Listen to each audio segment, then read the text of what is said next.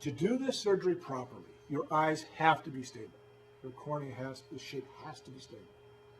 Contact lenses distort corneal shapes, period. If God himself fits you with contacts, you would have distortions to your corneas from them.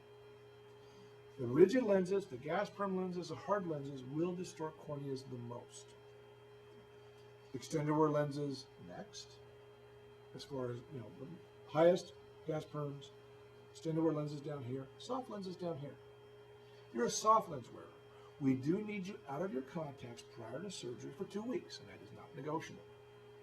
You can't say, oh, I was out of them for 2 weeks except for last night I went to a party. We will cancel your surgery in a heartbeat.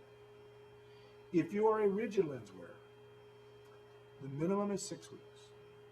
Now that does not mean you're wearing glasses for 6 weeks. In most cases, we can fit you with soft lenses to get you through that process. But there will still be a 2-week time period you will be in glasses. The 6-week period is a minimum. Most people are ready at that point. Some people have gone longer depending on the degree of distortions they have in their corneas. We do not want you, if you are thinking of doing this and you want to honor us by letting us help you with it, we do not want you to stop wearing your contacts first. Because some people have conditions where contact lenses are mandatory, like keratoconus, that we cannot treat, and we need to see that before you put yourself through 6 weeks of heck. Some people have corneas that are too thin to be able to handle how much treatment we have to do. It wouldn't be safe.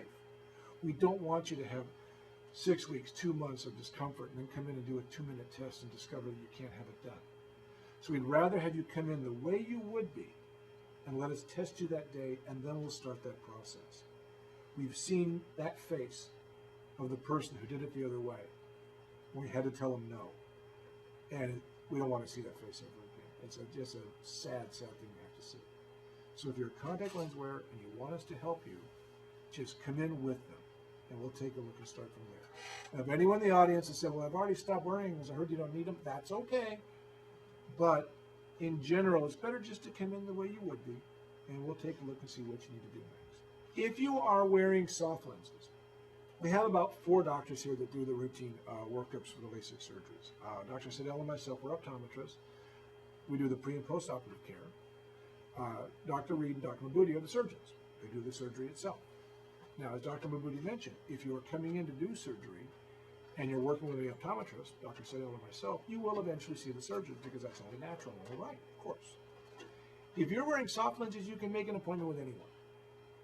If you're wearing gas perm lenses, though, the hard lenses, the rigid lenses, we do recommend you make the initial visit with either Dr. Sedell or myself, because the first thing Dr. Reed or Dr. Moody are going to say is, you got to go see Bob.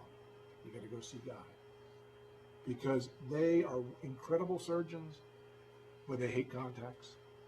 We're not surgeons and we love contacts. And so you will save yourself time if you make the initial visit with either Dr. Sedell or myself, if you're a gas perm. Soft lenses, wherever's available, wherever you want to see it, it's perfectly fine.